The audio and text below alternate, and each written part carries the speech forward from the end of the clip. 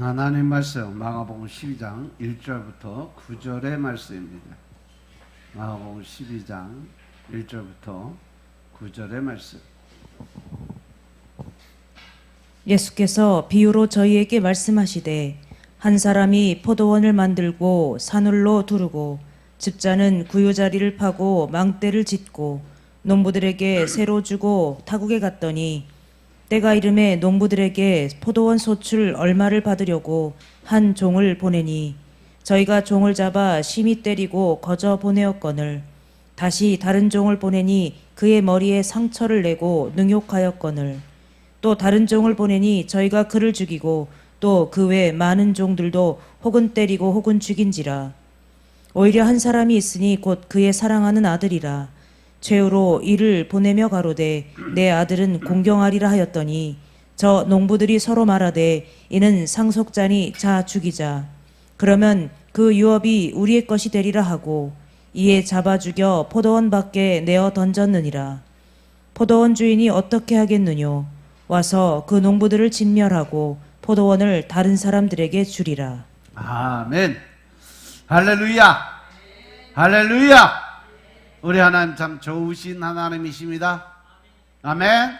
이 시간 하나님의 은혜와 평강이 여러분들과 여러분들의 가정과 직장과 사업장 그리고 여러분들의 자녀들까지 하나님의 은혜가 흐르고 넘치도록 채워지길 주의 이름으로 축원합니다. 자, 우리 따라합니다. 나는 예수님 안에서 모든 사람들을 이해하고 용서하고 사랑하겠습니다.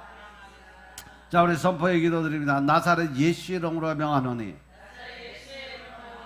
내 안에 가난의 영, 채무의 영은 떠나갈지어다.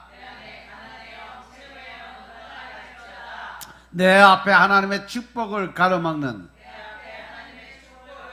모든 악한 영들은 속히 떠나갈지어다. 내 죄로 인하여 나를 떠나갔던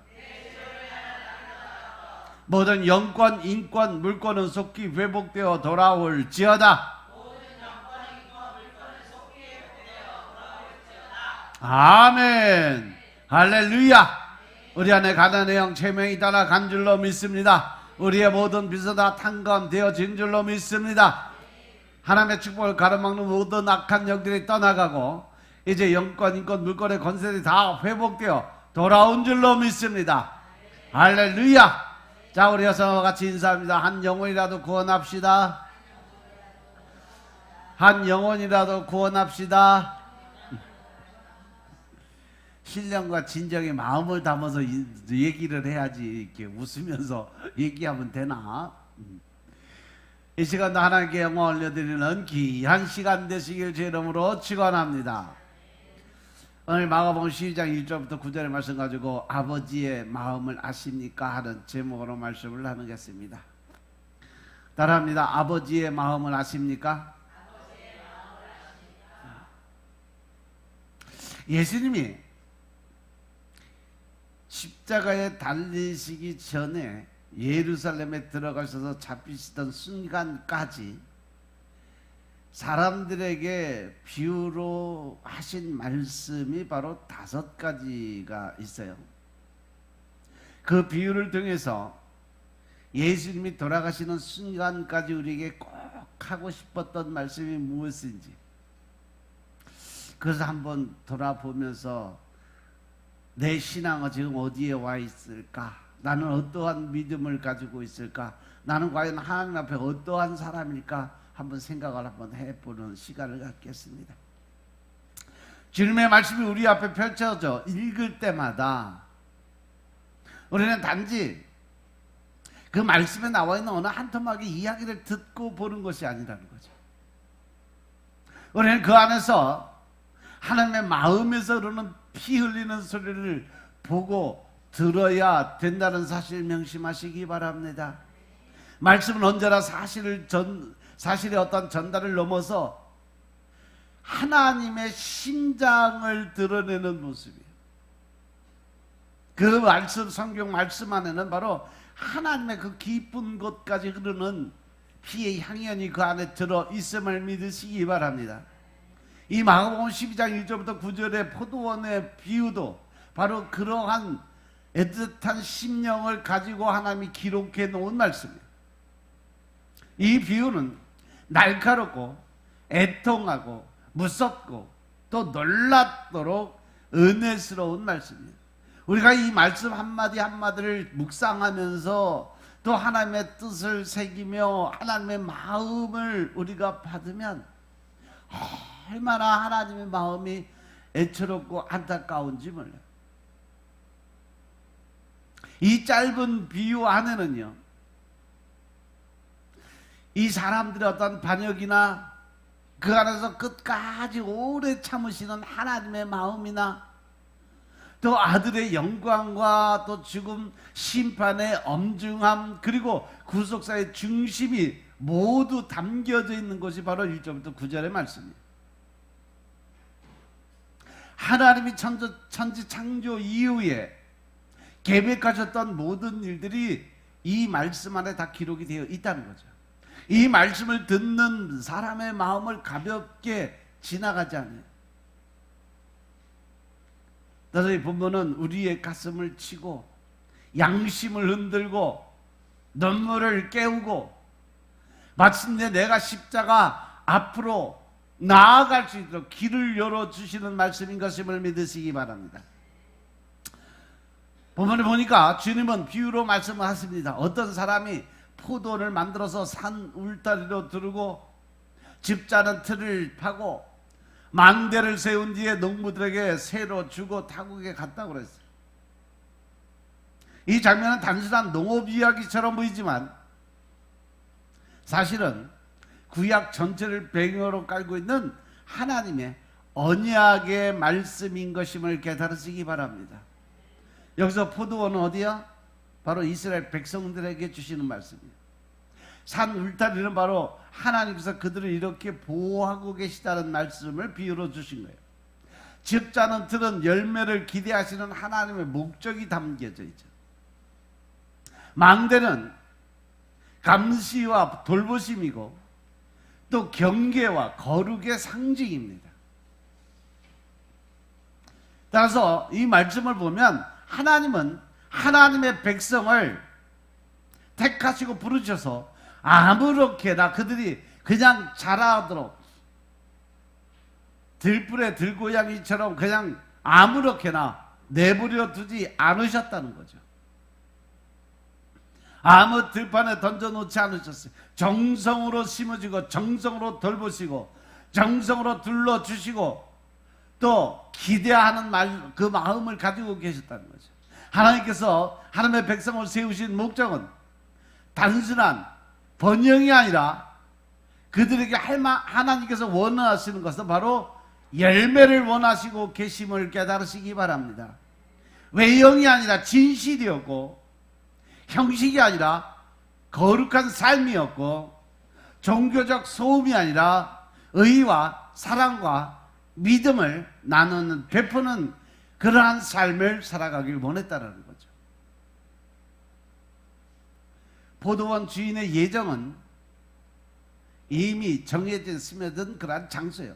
포도나무 한 줄 한 줄마다 손길이 다 있고 햇볕과 바람과 계절의 수고가 축적된 사랑의 현장의 모습이 바로 포도원의 모습이에요. 이사야서 5장의 말씀을 보면 하나님께서 좋은 포도를 맺기를 기다리시고 좋은 포도나무를 심으셨는데 그 열매는 들포도를 맺었다고 탄식하는 그러한 모습이 나와요. 그렇지만 그 탄식은요 단순한 실망의 모습이 아닙니다. 그것은 사랑이 배반당할 때 흘리는 하늘의 눈물이었음을 깨달으시기 바랍니다. 하나님은 심판하기 전에 먼저 사랑을 보여주셨고 진노하시기 전에 먼저 오래 참는 모습을 우리에게 보여주셨어요. 그리고 끝까지 하나님을 배반하고 떠나는 사람들을 끊어내시기 전에 먼저 하나님은 그들이 다시 돌아오기를 기다리셨어요. 이 기다림의 길이가 곧 하나님의 자비의 길인 것임을 깨달으시기 바랍니다. 그런데 문제는요, 포도원이 아니라 그 포도원을 지키는 농부들이에요. 그 포도원의 문제는 땅이 문제가 아니라는 거죠. 햇빛이 모자라서가 아니요, 주인이 인색해서가 아닙니다. 모든 준비는 충분하게 준비가 다 되어 있었어요. 그런데 그 문제가 뭐냐, 바로 맡겨진 자들의 그 마음가짐이죠.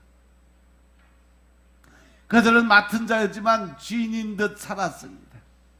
청직이었지만 자기가 소유자인 것처럼 행동을 했어요. 포도원을 돌보는 자 같이 살아야 되는데 아예 포도원은 내 거다 하고 빼앗는 자의 자리에 서 있었어요. 이 말씀을 통해서 하나님 우리에게 보여주신 거 뭐냐, 이것이 바로 죄의 본질이라는 거예요. 너희 아비가 마귀였으니까 너는 마귀 새끼로 태어났다라는 거죠. 죄는 단지 규칙을 정해놓은 위반이 아니에요. 죄는 하나님 자리에 내가 들어가 앉아서 내가 주인 노릇, 주인 행세를 하고 있다라는 거죠. 하나님께서 하지 말라고 하는 것들을 굳이 내 생각과 내 판단으로 그 일을 행하는 모습, 이게 바로 죄의 본질이에요. 하나님을 원하지 않고 하나님의 뜻하지 않는 그러한 일들을 내가 하고 싶어서, 내 생각이 맞은 것 같아서, 내 뜻이 옳은 것 같아서 행하다 보면 그것이 바로 내가 포도원 주인이 되고 있다는 사실 명심하시기 바랍니다.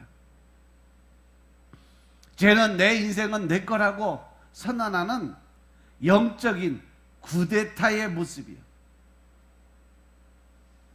죄는 주인의 포도원에서 주인을 지워버리려는 그러한 시도를 나타내는 것입니다. 그래서 하나님의 말씀에는 안정이 없어요. 하나님의 뜻은 생각지도 않아요. 당장 내가 편하고 당장 내게 유익이 되고 당장 내가 어떤 사람들의 어떤 평안함을 얻고 높임을 받기를 원하는 거죠. 죄는 은혜로 받은 삶에서 하나님을 추방하고 자기를 왕으로 세우는 반역죄에 들어가고 있다는 사실 명심하시기 바랍니다. 때가 되어서 주인이 열매 얼마를 받으려고 한 종을 농부들에게 보내는 사건이 있었죠. 그런데 농부는 어떻게 해요? 그 종을 잡아서 심히 때리고 그냥 보내버렸어요. 그래서 주인이 허탈하니까 또 다른 종을 보냈지만 머리가 깨져서 돌아왔어요. 그 또 다른 종을 보내니까 아예 이번엔 죽여버리네. 그 후에도 많은 종을 보내서 어떤 데는 때리고 어떤 데는 죽이는 사건이 계속 벌어졌어요.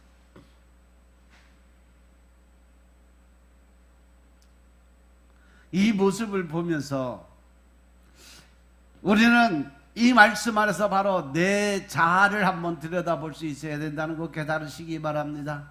하나님의 말씀을 거울 삼아서 나는 과연 어떠한 자리에 서 있나? 내가 이 땅의 청지기의 삶을 살아가면서 하나님의 포도원을 지키는 포도밭의 청지기 사명인데 과연 나는 그 자리에서 청지기 사명을 그대로 잘 감당하고 살아가고 있는지, 아니면 지금 이 말씀에 나와 있는 이 포도원 청지기들처럼 내가 주인 돼서 포도원은 내 거다, 내 마음대로 한다, 내 뜻대로 한다, 내 방법대로 한다, 그래서 하나님의 종들을 죽이고 때리고 그 자리에 서 있는 내가 아닌지 한번 돌아보시기 바랍니다. 사실 이 말씀을 보면 얼마나 슬프고도 무서운 그림이에요. 하나님께서는 그래도 심판을 급하게 내리지 않으시고 계속해서 참고 또 참으며 계속 그들이 변화될 때까지 기다리시면서 보냈어요. 보내시고 또 보내고 다시 보내고 여전히 지금도 보내고 계심을 깨달으시기 바랍니다. 이 반복 속에 하나님의 끈질긴 사랑이 있음을 믿으시기 바랍니다. 인간의 완고함이 깊을수록, 자기 의가 강할수록, 자기 고집과 아집이 강할수록 하나님의 부르심은 더 길게, 더 깊게 내 마음속에 울리고 있음을 깨달으시기 바랍니다. 그러면서 하나님께서는 오래 참으시면서 끝까지 우리의 마음의 문을 두들고 계신다는 사실 명심하시기 바랍니다. 그 말씀이 바로 계시록 3장 20절부터 22절에 나와 있는 말씀입니다. 계시록 3장 20절부터 22절의 말씀을 보면 하나님이 어떠한 마음을 가지고 우리를 부르고 계시는지 말씀이 나와 있어요. 볼지어다 내가 문 밖에 서서 두드리노니 누구든지 내 음성을 듣고 문을 열면 내가 그에게로 들어가 그로 더불어 먹고 그는 나로 더불어 먹으리라. 이기는 그에게는 내가 내 보좌에 함께 앉게 하여 주기를 내가 이기고 아버지 보좌에 함께 앉은 것과 같이 하리라. 귀 있는 자는 성령이 교회들에게 하시는 말씀을 들을지어다. 아멘. 할렐루야. 이것이 바로 예수님이 우리를 향한 그 마음을 전해주는 거예요. 예수님은 이미 우리 안에 들어와 계심에도 불구하고 우리가 거부해서 스스로 내어 쫓아냈어요. 그래서 예수님께서 밖에 나가서 계속 우리의 마음을 두드립니다. 하지만 우리는 내 자아가 살아나고 내가 주인이 되어서 그 하나님의 음성을 듣지 못해요. 그래서 마음의 문을 열지를 못해요. 그 마음의 문에 쇠빗장을 걸어 잠가버렸어요.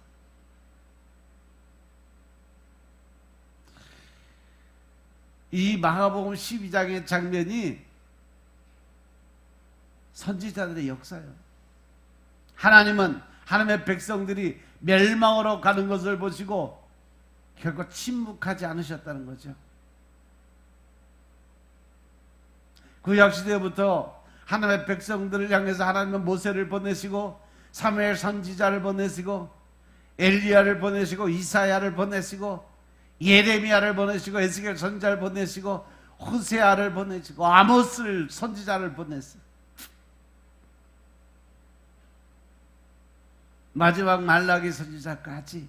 이제 이 백성들은 선지자들의 음성을 귀찮아했어요. 때에 따라서는 미워했어요. 때로는 핍박했고 때로는 그 선지자들을 잡아 죽였어요. 진리는 늘 사랑으로 오지만 죄인은 그 사랑을 간섭으로 느낀다는 거죠. 하나님은 진실한 마음을 가지고 우리를 위하고 우리의 앞날을 책임지고 또 더 좋은 날들을 만들어주기 위해서 우리에게 다가오시는데 우리들은 그 사랑을 간섭하는 걸로 착각하고 받아들인다는 거죠. 회개를 촉구하는 음성은 죄의 안락함을 깨뜨리기 때문에 타락한 마음은 언제나 하나님의 말씀보다 자기의 편안함을 더 사랑하는 마음이 있어요. 그래서 하나님의 말씀이 와서 양심을 때릴 때 오히려 그걸로 인해서 분노하고 화를 내고 진정하지 못하는 그런 마음을 가져. 그 안에서 내가 더 옳다고 생각을 하고 그 안에서 나의 어떤 자기 편협주의의 삶의 중심에 서버려요. 나는 모든 걸 잘했고 당신이 모든 걸 잘못한 거다라는 결론을 이미 마음속에 정해놓고 하나님의 이 애틋한 마음, 간절한 마음을 깨닫지 못하는 거죠. 여기서 우리는 신약의 한 중요한 단어를 만나게 되죠. 바로 종이라는 단어예요. 종은 자기의 뜻을 전하는 자가 아니에요. 자기의 의를 드러내는 자가 아니에요. 종이라는 단어는요, 주인의 뜻을 전하는 자들인 것임을 깨달으시기 바랍니다. 이렇게 선지자들은 자기 생각을 들고 온 사람들이 아니었어요. 그들은 하나님의 눈물과 하나님의 명령과 하나님의 경고의 말씀을 들고 온 사람들이었음을 깨달으시기 바랍니다. 근데 사람들은 그 메시지를 거절하는 데서 멈추지 않고 오히려 그 메시지를 들고 온 사람들을 상하게 만들었어요. 이것은 곧 하나님 자신에 대한 반항이었음을 깨달으시기 바랍니다. 우리가 말씀을 미워하는 것은 말씀하시는 하나님을 미워하는 것과 같다는 사실 명심하시기 바랍니다. 진리를 거절하는 것은 진리의 주인이신 하나님을 밀어내고 있다는 사실 명심하시기 바랍니다. 그러나 하나님 말씀 여기서 끝난 게 아니에요. 오히려 여기부터 더 깊어져요. 주인은 마지막으로 이제 아들을 보내야 되겠다는 결정을 선포를 해요. 그래서 뭐라 그래요? 그들이 내 아들은 전대하리라. 할렐루야. 이 말씀 안에는요, 이런 말할 수 없는 신비, 또 슬픔, 사랑이 겹겹이 쌓여있는 모습을 볼 수가 있어요. 오직 한 사람, 내가 가장 사랑하는 아들, 마지막으로 그 아들을 보내겠다는 표현은 하늘이 마지막 카드를 꺼내는 듯한 그런 장면이에요. 하나님께서 선지자들 다음에 보내신 분이 또 다른 종이 아니었어요. 마지막으로 보내신 분이 바로 하나님의 아들이셨음을 깨달으시기 바랍니다. 여기에 사랑하나이라는 단어가 단순히 정이 가는 존재가 아니에요. 특별한 사랑의 대상의 의미예요. 마음의 중심, 유일무이한 애정의 대상이라는 의미가 그 안에 들어 있음을 깨달으시기 바랍니다.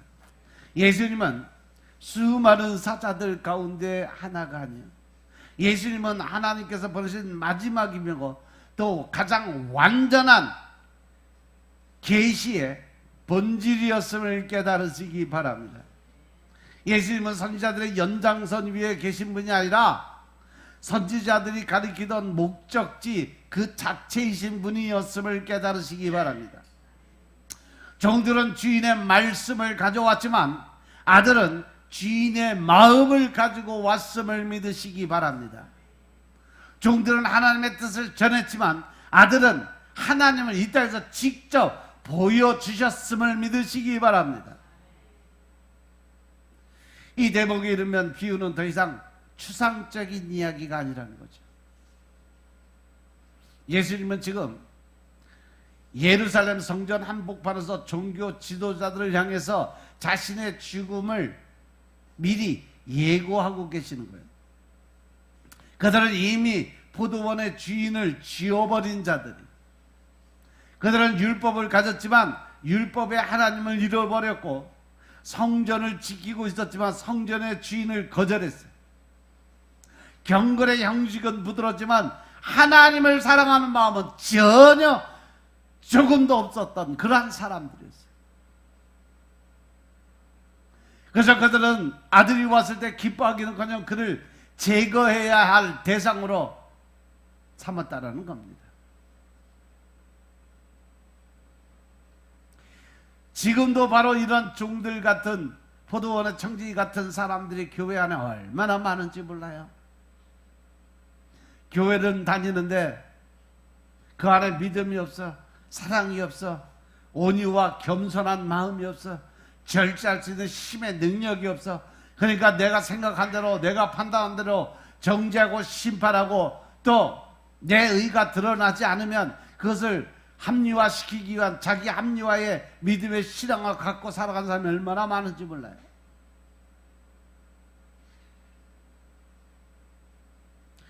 예수님께서 마태복음 11장 28절 이후의 말씀으로 수고하고 무거운 짐 다 내게 맡기라고 말씀하시면서 나를 따르고 본받으라고 말씀하세요. 왜? 나는 온유하고 겸손한 자니까 너희는 내게 와서 배우라고 말씀하십니다.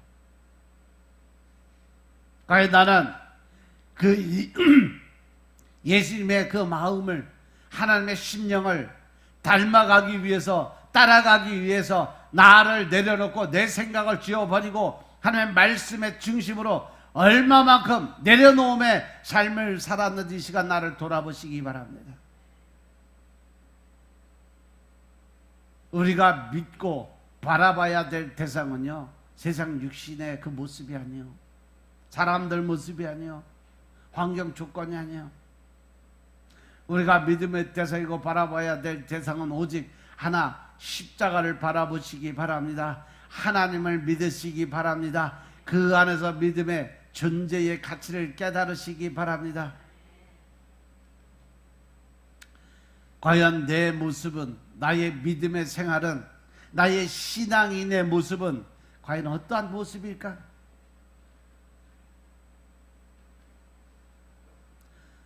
나도 혹시 하나님의 말씀이 임했는데도 불구하고, 하나님의 뜻을 깨닫고 알았음에도 불구하고 내 생각이나 내 뜻이 앞서서 성령님이 인도하시는 그 길을 무시해버리고 내 뜻과 내 방법을 우선시하고 있지는 않은지, 마음의 감동이 와서 이렇게 해야 된다 저렇게 된다는 거 알면서도 내가 나를 컨트롤하지 못하니까, 또 환경과 주위를 바라보고 사람들의 소리를 들어보니까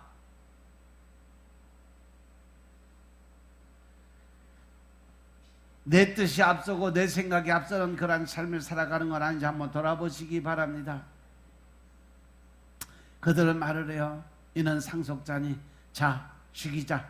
그러면 그 유산이 바로 우리의 것이 되리라.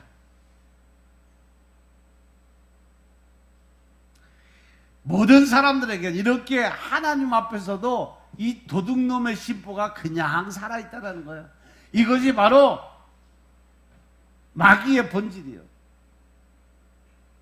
사단 마귀는요, 거짓말의 본이라고 그랬어요. 거짓의 본질은 바로 이 사단이 정의놓은 법칙이에요.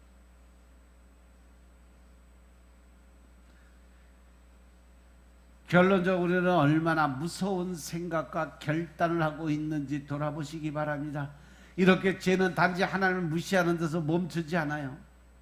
죄는 결국 하나님이 없는 자기 왕국을 건설하려고 작정을 하는 데서부터 시작되고 있다는 사실 명심하시기 바랍니다. 아들을 죽여서라도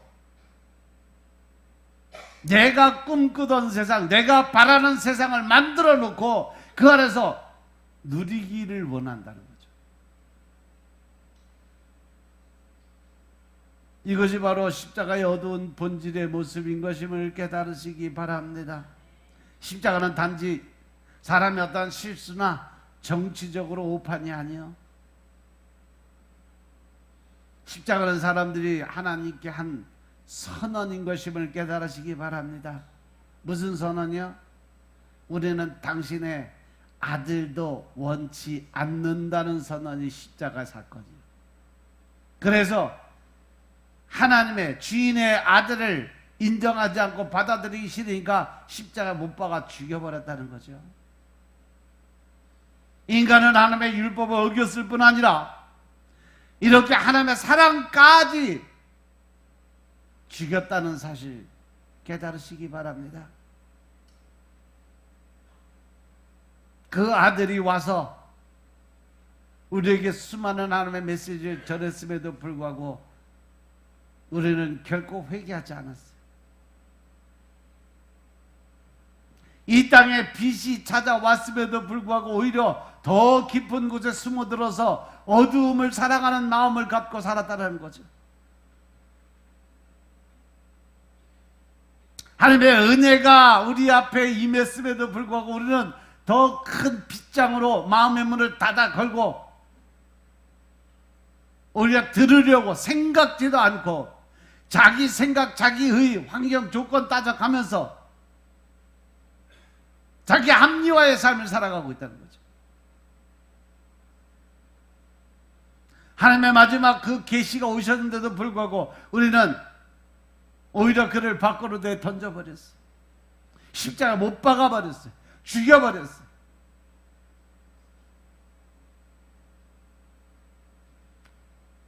오늘 말씀은 그들이 아들을 잡아 죽여서 포도원 밖에 내 던졌다라고 기록이 되어 있어요. 얼마나 섬뜩한 말씀이에요. 사실 예수님은 실제로 성 밖에서 고난을 당하셨죠. 히브리서의 표현대로 백성을 거룩하게 하려고 성문 밖에서 고난을 받으셨다라고 기록이 되어 있어요. 종교는 예수님을 거룩한 성전 안에 모시는 것 같지만 죄인은 결국 하나님의 아들을 성 밖으로 몰아내서 죽여버렸다는 거죠. 거룩한 도성은 자기 왕을 받아들이지 않았고 언약의 백성은 언약의 성취자들을 내쫓아버렸어요. 그러나 바로 그곳에 내려진 그 자리에서 하나님의 사랑, 예수 그리스도의 사랑, 구속과 대속의 은혜가 여기서부터 이루어지고 있음을 깨달으시기 바랍니다.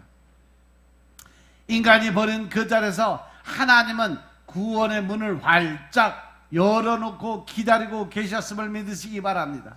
사람들이 밀어낸 그 자리에서 하나님은 은혜를 끝없이 부어주셨다는 사실이죠.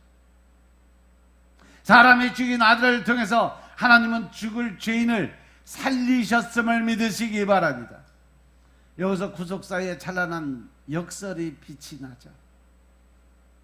사람들은 아들을 죽여서 자기 소유를 지키려 했지만 하나님은 죽임당한 아들을 통해서 하나님의 백성들을 사셨다는 거예요. 인간의 악의는 하나님의 선하심을 꺾지 못한다는 사실 명심하시기 바랍니다. 오히려 하나님의 구원의 계획 속에서 그 악은 심판을 받으면서도 구속의 도구로 오히려 뒤집혀졌어요. 십자가는요, 인간 반역의 절정인 동시에 하나님의 사랑의 절정인 것임을 깨달으시기 바랍니다.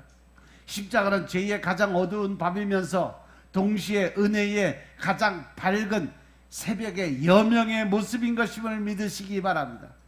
우리는 여기서 개혁주의가 붙드는 복음의 핵심을 보게 돼요. 구원은 인간의 선한 반응에서 시작되지 않아요. 구원은요, 바로 하나님의 주권적 사랑에서부터 시작되고 있음을 깨달으시기 바랍니다. 우리가 아들을 받아들일 준비가 되었기 때문에 보내신 것이 아니라는 거죠. 우리가 도저히 받을 수 없는 자들이었음에도 불구하고 하나님은 그 아들이 이곳에 와서 죽는 것을 뻔히 알면서도 우리를 사랑하시고 우리를 구원하여야 되기 때문에 하나님 먼저 그 아들을 이 땅에 보내주셨다는 사실 명심하시기 바랍니다. 은혜는 사람들이 가지고 있는 자격 위에 세워지지 않는다는 거예요. 은혜는 하나님의 성품에서 흘러나오는 것임을 믿으시기 바랍니다. 여러분 한번 생각해 보세요. 주인은 왜 아들을 죽음의 자리까지 보낼 수밖에 없었을까? 이미 종들이 그렇게 당했는데도, 죽임을 당했는데도, 상처를 받고 매를 맞고 돌아온데도 왜 그곳에 또 아들을 보내시길 작정을 했을까? 우리들의 사람이 가지고 있는 생각이나 판단으로는 도저히 이해할 수 없는 계산법이에요. 하지만 복음은 원래 인간의 이성을 뛰어넘어서 일하시는 하나님의 영역 안에 들어 있음을 믿으시기 바랍니다. 그래서 그 사랑은 언제나 손익분기점이 무너져 버려요. 사랑이 손익분기점을 무너뜨려 버려요. 하나님이 이미 다 아셨어. 그들이 아들을 존대하지도 않을 것도 아셨어. 그런데도 불구하고 보내주셨어요. 이 신비 앞에서 우리는 잠잠해진다는 거죠. 하나님은 실패할 사랑을 하신 것이 아니라는 거예요. 하나님은 희생할 사랑을 하신 거죠. 하나님은 버림받을 것을 모르고 보내신 것이 아니라 버림받을 것을 아시고도 보내셨다는 거죠. 이것이 바로 은혜였음을 믿으시기 바랍니다. 이것이 바로 복음의 진가였음을 깨달으시기 바랍니다. 이것이 우리를 무너뜨리고 다시 세우는 하나님의 사랑이었음을 깨달으시기 바랍니다. 이건 사실 있었던 어느 과손의 이야기요. 오래전의 얘기요. 성경에 나와 있는 모습 그대로요. 그 마을에 오래된 과수원이 하나 있었어요. 그 과수원은 두 노인네가 평생을 안 먹고 안 입고 자기의 모든 것을 바쳐서 평생을 가꾼 그러한 과수원 있죠. 노인네들이 정성이 어느 정도였냐면 그 수많은 나무마다 이름을 써서 붙여놓고 부를 정도로 그 과수원 나무들을 사랑했어요.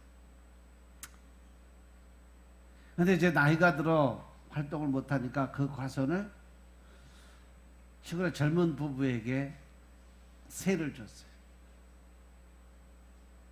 근데 이 젊은 부부가 그것에서 과수원을 하다 보니까 정말 신경 쓰고 하다 보니까 거기서 돈이 꽤 나오거든. 과수원이 잘 되고 풍년이 되니까 과수원에서 나오는 돈이 쏠쏠치 않아. 수익이 늘어나니까 그들이 그때부터 주인을 무시하기 시작을 해요. 마침내 주인이 그 관리인들이 주인을 내쫓는 경우가 생겼어. 그리고 아예 전화 연락도 끊어버렸어. 그래서 주변의 사람들이 그 같이 평생을 살았던 사람들이 이제는 법대로 좀 강하게 대처하라고 옆에서 계속 권유를 해요. 그러니까 그 노인네가 워낙 마음이 선하고 착하신 분이에요. 세상적으로 따지면 미련한 사람이죠.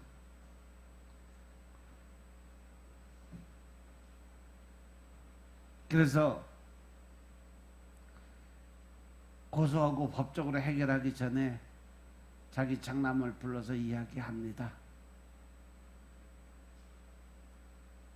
가서 그들에게 이야기해서 제대로 받아갖고 와라. 그들이 며느리들이 다 들고 일어났어요. 아버지 거기 위험해서 안 돼요. 저 사람 보내면 가면 죽을 수도 있어요. 근데 노인네는 끝까지 그들을 믿습니다. 내 아들이 가면 그래도 그들이 적어도 내 진심은 알겠지 하고 아들을 보냈어. 그리고 그는 그곳에 가서 심한 모욕을 당하고 매 맞고 옷이 찢겨져 돌아왔어요. 그날 밤 노인이 아무 말 없이 아들의 얼굴을 바라보면서 내가 가선을 잃어도 괜찮다. 하지만 너를 그렇게 만든 저 완고함은 더 이상 볼 수가 없구나. 이 이야기는요, 인간 아버지의 제한된 사랑에 불과하지만 우리에게 한 가지는 보여줘요.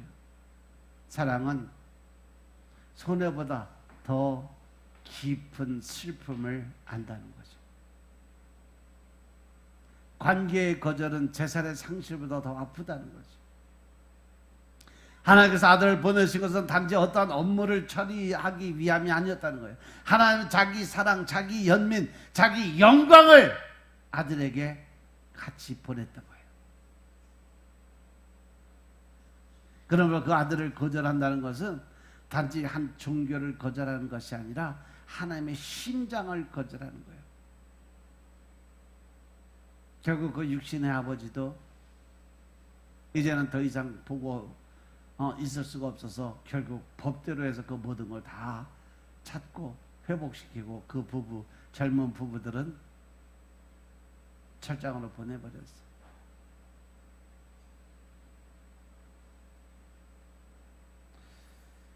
과연 이 비유가 옛날 이스라엘에만 하신 말씀이냐는 거죠.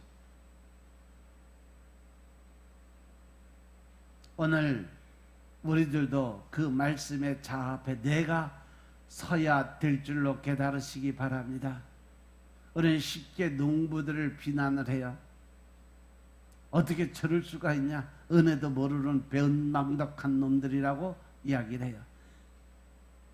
하지만 이 비유의 말씀이 바로 하나님의 말씀의 거울이었음을 깨달으시기 바랍니다. 그 안에서 나를 찾으시기 바랍니다. 나를 바라보시기 바랍니다.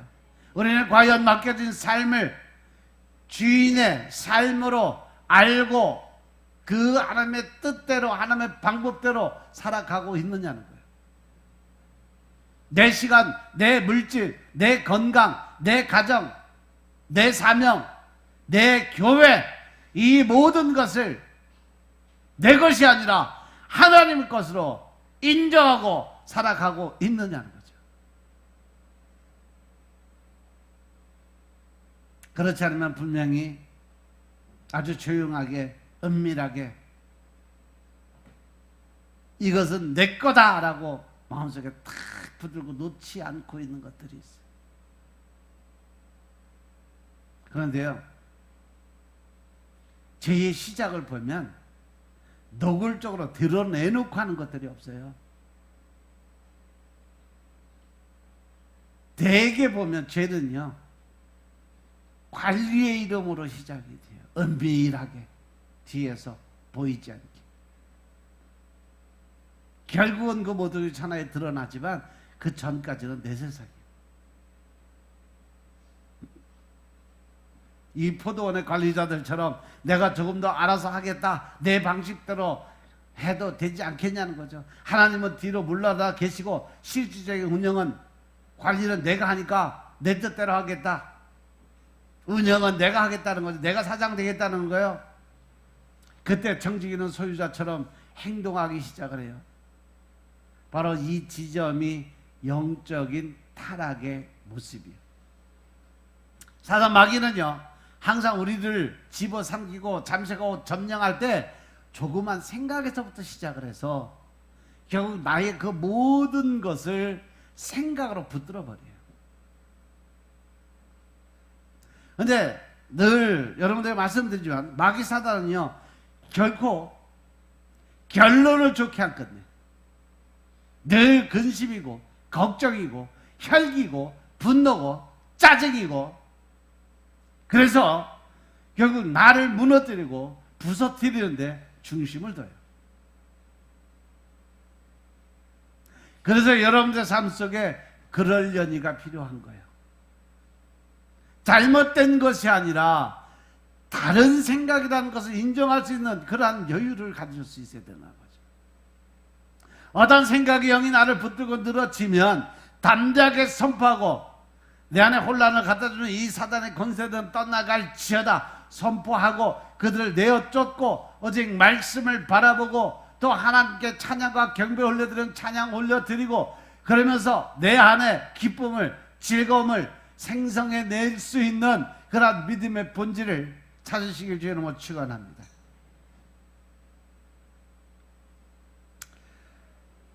교회도 그럴 수 있어요. 직분도 그럴 수 있어요. 우리가 말씀을 학문으로 배우는 신학도 그럴 수 있어요. 때에 따라서는 강단에서 말씀을 선포하는 주의 종들도 그럴 수 있어요. 하나님의 포도원을 섬긴다는 명목 아래서 사실은 자기 이름을 내세우고 자기 제국을 만들고 자기 유산을 남기려고 살아가는 사람들이 많이 있다는 거죠. 그래서 이 비유는 아주 두렵습니다. 왜냐하면 여기 나오는 농부들은 다 대놓고 불신앙적인 사람들이 아니라 포도원을 맡은 사람이라는 것은 결국 그들이 하나님을 아는 사람이다, 모르는 사람이다?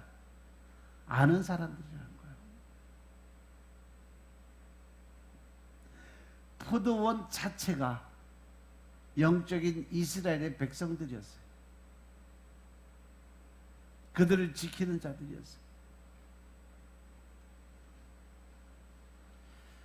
그래서 세상 밖에 무신론하는 자들이 하는 것보다 교회 안에서 종교인으로 살아가는 사람들이 더 무서운 존재가, 더 큰 사단의 형체였음을 깨달으시기 바랍니다. 하나님의 이름을 입에 올리면서도 하나님이 없는 통제를 꿈꾸고 있는 삶을 살아가기 때문에 그래요. 경건의 모양은 그 안에 있는 것 같은데 하나님에 대한 거절이 그 안에 숨어 있음을 깨달으시기 바랍니다.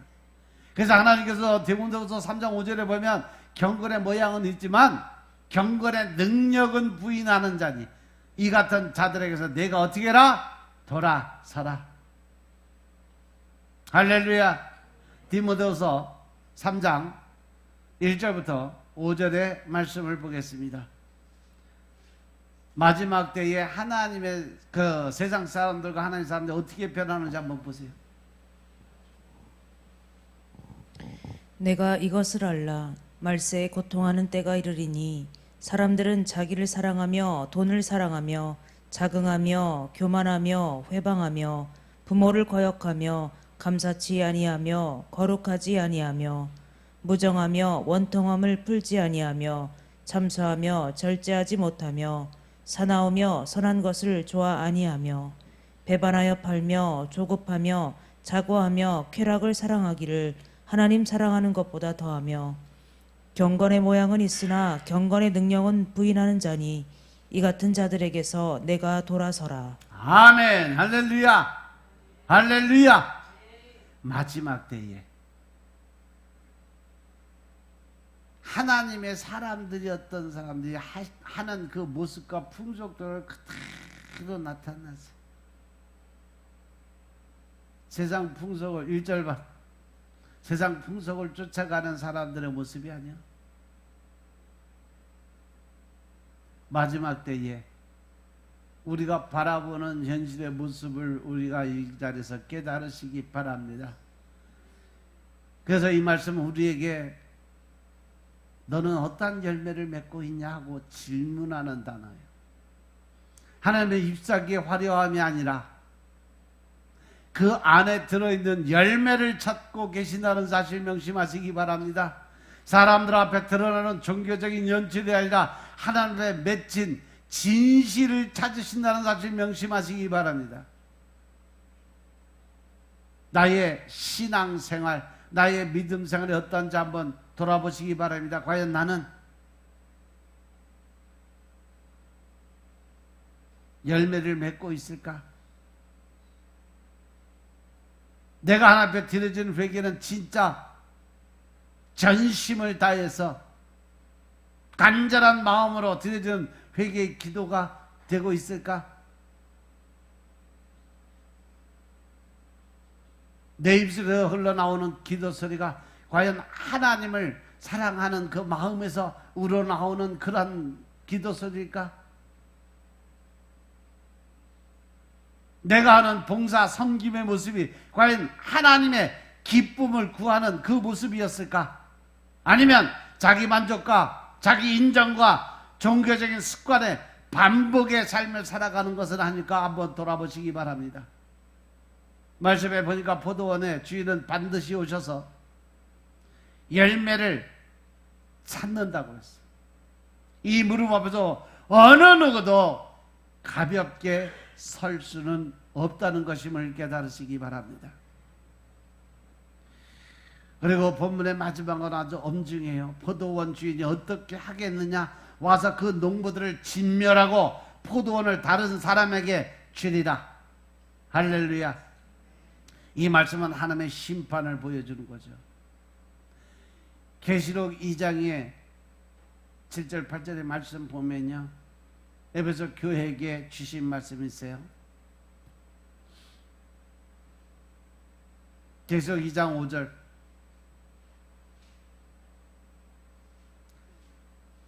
하나님께서 첫사랑의 회복을 위해서 말씀하십니다. 그럼 어디서 떨어진 것을 생각하고 회개해서 처음 행위를 가지라고 말씀하는데, 만일 그리하지 아니하고 회개치 아니하면 내가 내게 임하여 내 촛대를 그 자리에서 옮기리라. 할렐루야. 할렐루야. 포도원의 비유에서도 끝까지 참으시면서 하나님께서 기다리시다가 결국은 어떻게 그 농부들을 진멸하고 포도원을 다른 사람에게 주지 않겠느냐 하는 말씀과 같은 맥락인 것임을 깨달으시기 바랍니다. 하나님은 오래 참고 기다리시다 결국은 심판의 칼을 드신다는 사실 명심하시기 바랍니다. 하나님의 사랑은 무한하지만 죄를 방치하는 무기력함은 아니라는 거죠. 하나님의 오래 참으심은 죄와 타협하는 것이 아니에요.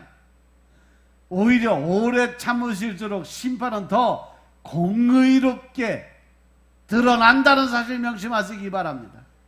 많이 참으신 하나님이 마침내 심판하실 때 온 우주의 그 심판의 의로움을 인정하게 될 수밖에 없다. 하나님은 오래 참으시지만 영원히 조롱당하지는 않으신다는 거예요. 하나님은 손을 내미시지만 끝없이 무시당하는 분이 아니라는 거예요. 회개를 거절하는 자에게 남는 것은 결국 마지막 멸망의 심판이 다가오고 있다는 사실을 명심하시기 바랍니다. 그러나 이 심판의 말씀 속에도 소망의 씨앗은 숨어 있어요. 포도원이 끝나는 것이 아니에요. 주인이 죽는 것이 아니에요. 아들이 죽임을 당하는 것은 끝나는 이야기가 아니라는 거죠. 포도원은 다른 사람에게 맡겨져요. 이것은 하나님의 구원의 계획이 인간의 반역으로 좌절되지 않는다는 의미요. 사람의 어떤 생각에 좌지우지 되는 것이 하나님의 뜻이 아니라는 거죠. 복음은 막히지 않아요. 은혜의 흐름은 멈추지 않는다는 사실 명심하시기 바랍니다. 그래서 이제 하나님의 언약은 새로운 차원에서 다시 지속적으로 이루어져 가고 있음을 깨달으시기 바랍니다. 유대인 종교 지도자들이 아들을 거절해도 하나님은 남은 자를 두시고 이방인에게까지 복음을 펼치시고 교회를 세우시고 끝내 하나님의 백성들을 모아서 그 복음이 전 세계에 전파되도록 지금도 이루어가고 계십니다. 이것이 구속사의 장엄함입니다. 인간의 죄가 아무리 커도 하나님의 구원의 역사는 끝장내지 못한다는 사실 명심하시기 바랍니다. 여기서 우리는 십자가 이후를 봐야 돼. 비로소에서 아들이 죽임을 당하지만 복음은 거기서 끝나지 않았어요. 버려진 아들이 어떻게 했기 때문에 부활의 생명을 가지고 영원의 생명을 가지셨기 때문인 것임을 믿으시기 바랍니다. 내 던져진 돌이 머릿돌이 되셨음을 깨달으시기 바랍니다. 죽임당한 상속자가 영원한 왕으로 일어나셨음을 믿으시기 바랍니다. 포도원 밖으로 밀려난 주님이 우주의 중심이 되셨습니다. 이것이 바로 복음의 승리의 모습인 것임을 깨달으시기 바랍니다. 사람들은 예수를 제거하면 자기 세상이 굳어질 줄 알았지만 오히려 예수님은 그들의 거절을 딛고 구원의 주가 되셨음을 믿으시기 바랍니다. 하나님은 버림받은 아들을 통해서 버림받을 우리를 받아들이셨고 죽임당한 아들을 통해서 죽을 우리를 살리셨음을 믿으시기 바랍니다. 따라서 오늘 이 말씀을 읽는 우리의 유일한 길은 자기 의를 접고 아들 앞에 온전히 무릎을 꿇는 거예요. 이 표현은 우리를 자책의 늪에 빠뜨리는 말씀이 아닙니다. 우리를 회개하고 회개를 통해 아들로 이끌어가는 말씀입니다. 우리는 농부들의 학을 보며 자기 의를 높일 것이 아니라 우리 안에도 같은 씨앗이 있음을 알아야 돼요. 그리고 동시에 우리에게도 하나님께서 그 아들을 보냈음을 붙들어야 되죠. 복음은 너는 나쁘다 해서 끝나지 않아요. 복음은 그런 너를 위해 내가 아들을 보냈다로 완성되고 있음을 믿으시기 바랍니다. 회개는요 자기 혐오가 아닙니다. 사랑받는 죄인이 사랑의 그 주님께 돌아가는 것이 회개예요.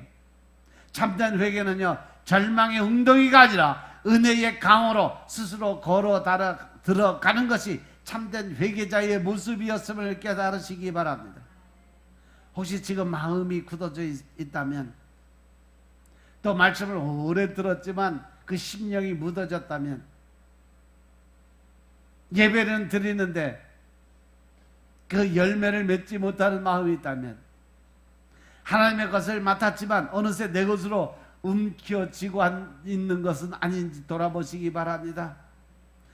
반복되는 은혜의 초청이 귀찮게 들린다면 오늘 이 말씀은 여러분들을 정죄하기 위해서가 아니라 바로 잠자고 있는 영혼을 깨우기 위한 하나님의 선포였음을 깨달으시기 바랍니다. 하나님은 오늘도 종들을 통해서, 말씀을 통해서, 양심을 통해, 고난을 통해, 눈물을 통해 조용히 여러분들의 마음의 문을 두드리고 계신다는 사실이죠. 그리고 무엇보다도 아들을 통해 말씀을 하십니다. 내 아들은 존대하리라. 이 문장은 하나님 편에 기대면서 동시에 우리를 향한 애절한 호소였음을 깨달으시기 바랍니다.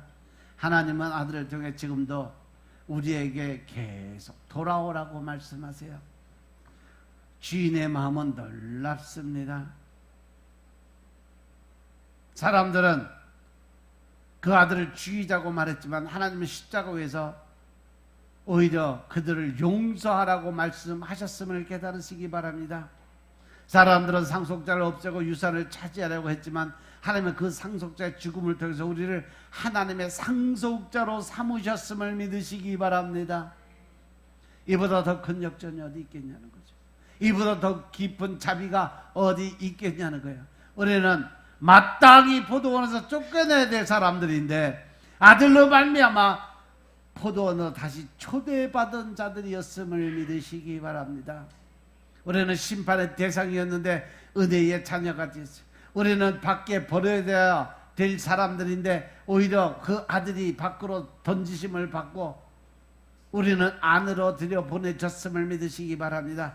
이것이 십자가의 구속과 대속의 은혜요, 이것이 바로 복음의 상징이었음을 깨달으시기 바랍니다. 따라서 성도들의 삶은 다시 청지기의 자리로 돌아가는 삶이에요.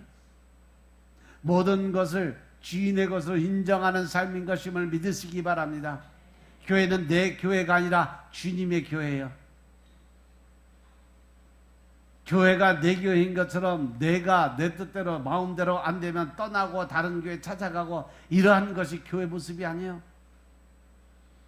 하나님을 섬기는 사역조차도 내 업적이 아니라 주님의 일인 것임을 깨달으시기 바랍니다. 가정은 내 왕국이 아니라 주께서 맡기신 포도원의 일부였음을 믿으시기 바랍니다.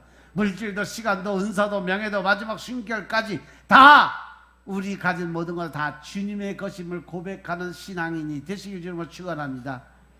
이 인식이 회복될 때 신앙은 비로소 내 안에 살아날 수 있는 거예요. 우리가 드려진 예배가 떨림의 예배를 드리게 되고 기도는 다시 숨을 쉬면서 말씀은 다시 심장을 뚫고 들어오는 역사가 일어날 수 있음을 믿으시기 바랍니다. 열매는 억지로 장식하는 것이 아니라 주인이 누구인지 바로 알 때 자연히 맺히기 시작을 하는 것이 열매예요. 때로 우리는 너무너무 늦었다고 생각을 많이 해요. 너무 오래 거절했고 너무 오랜 시간 머물렀고 또 너무 자주 은혜를 내팽겼다고 생각을 해요. 그런데 오늘 이 본문에서 저 주인은 한 번만 보낸 분이 아니셨어요. 여러 번 보냈어요. 그리고 마침내 아들을 보냈어요. 이것은 하나님께서 얼마나 끝까지 우리를 찾고 계시는지를 실제로 보여주고 계심을 믿으시기 바랍니다. 물론 은혜를 영원히 미룰 수는 없어요. 오늘 거절한 마음이 내일 더 굳어질 수도 있습니다. 그래서 지금이 바로 은혜의 때요. 지금이 우리가 하나님 앞에 돌아올 시간인 것임을 깨달으시기 바랍니다. 지금이 아들을 존대할 시간이고 지금의 포도원의 주인 앞에 엎드릴 시간인 것임을 믿으시기 바랍니다. 마음의 문을 여시는 여러분들의 마음이 되시길 주님 축원합니다. 자기 생각의 주인에서 내가 쓴 왕관을 내려놓으시기 바랍니다. 주인의 자리에 앉았던 손을 거두시기 바랍니다. 그리고 십자가 앞에 무릎 꿇으시기 바랍니다. 거기에는 내 악한 마음보다 더 큰 하나님의 사랑이 있음을 깨달으시기 바랍니다. 내 반역보다 더 깊은 용서의 마음이 있음을 믿으시기 바랍니다. 내 완고함보다도 더 오래 참으시는 하나님의 자비가 그 자리에 계심을 믿으시기 바랍니다. 내 실패보다 더 강한 구원의 능력이 그곳에 있음을 믿으시기 바랍니다. 아들은 죽임을 당하셨지만 하나님은 그것으로 끝내지 않았어요. 아들이 버려졌지만 하나님은 그것으로 패배하지 않으셨어요. 세상에 내던져졌지만 하나님의 영광은 잃지 않으셨어요. 오히려 그 버려짐이 우리의 받아들여짐이 되고 그 죽임이 우리의 생명이 되고 그 피 흘림이 우리의 화평이 되게 만들어 주셨어요. 그 죽음으로 해서 부활의 생명을 재창조하신 하나님이 계셨음을 믿으시기 바랍니다. 이제 우리는 이 비유를 들은 자들로서 두 갈래 길 앞에서요. 하나는 여전히 유산이 우리 것이 되리라는 착각을 붙드는 길이고, 또 다른 하나는 주여 모든 것이 주의 것입니다라고 무릎을 꿇는 일이죠. 하여 나는 어느 자리에 설 건가 결정하라는 겁니다. 하나는 아들을 밀어내는 길이고 다른 하나는 아들을 모셔드리는 길이에요. 하나는 심판을 향해 굳어지는 길이고 다른 하나는 회개를 통해 생명으로 나아가는 길인 것임을 믿으시기 바랍니다. 오늘 우리가 택해야 될 길은 분명해요. 포도원의 주인은 여전히 살아계시고 사랑하는 아들은 이미 오셨고 십자가와 부활로 길을 열어놓으신 분이. 그러니 이제 더 미루지 마시기 바랍니다. 오늘 아들을 존대하시기 바랍니다. 오늘 아들을 믿으시기 바랍니다. 오늘 아들에게 여러분의 온전한 삶을 다 올려드리시기 바랍니다. 그리고 기억돼야 할 것은 하나님은 자기 포도원을 포기하지 않는 분이라는 거죠. 주님은 열매 없는 자기를 향해 아파하시지만 동시에 새 생명을 주시는 분이심을 믿으시기 바랍니다. 오래 황폐했던 마음밭이라도 주님의 손이 닿으면 다시 푸르게 되는 거죠. 너무 많은 계절을 허비한 영혼이라도 은혜의 비가 내리면 그것이 또 다른 새로운 생명체가 생성되고 있음을 믿으시기 바랍니다. 주님이 오시는 날은 두려운 날이기도 하지만 아들을 믿는 자에게 회복의 날이요, 심판의 갈망이 아니라 새 언약의 포용이 준비된 날인 것임을 믿으시기 바랍니다. 주님 오늘도 우리에게 말씀한 내 아들을 봐라. 그 아들을 바라보는 자는 결코 버리지 않는다. 그 아들을 붙드는 자는 결코 소망을 잃지 않는다. 그 아들에게 돌아오는 자들은 비록 눈물로 돌아오더라도 마침내 은혜의 품에서 웃게 될 거라고 하나님이 말씀하고 계심을 깨달으시기 바랍니다. 따라서 여러분들은 포도원 밖에 버려진 그 아들을 안에서 오늘 하늘 문은 열려 있음을 깨달으시기 바랍니다. 여러분들의 삶은 이제 끝나지 않았어요. 은혜는 여전히 우리보다 앞서오고 있고 주님의 사랑은 오늘도 가장 늦은 자를 향해 빛처럼 길을 내심을 믿고 내일을 향해 오직 십자가만 바라보고 나아가는 신앙인들이 되시길 주의 이름으로 축원합니다. 아멘. 나머지는 이따 오후 시간에 하겠습니다. 기도드리겠습니다. 아버지 하나님 감사드립니다. 오늘도 아버지의 은혜 가운데 우리가 살아갈 수 있도록 주님 축복하시고 저 권세 능력 안에 우리의 삶들이 새롭게 변화되게 하여 주심을 감사드립니다. 우리 마음속에 늘 신령과 진정의 마음으로 우리를 찾고 찾는 시간 되게 하옵소서. 오직 성령 하나님의 임재를 통해서 우리가 늘 새롭게 변화되게 하옵소서. 새 영 새 마음으로 바뀌게 하옵소서. 하나님의 권세와 능력 안에 쓰임받는 도구가 되게 하여 주옵소서. 그래 하나님의 뜻하시고 계획하신 대로 우리의 삶이 좀 더 큰 하나님의 사랑을 나누고 베푸는 자의 삶으로 변화될 수 있도록 주여 축복하옵소서. 모든 말씀 우리 주 예수 그리스도 이름으로 감사드리며 기도드려 사옵나이다. 아멘.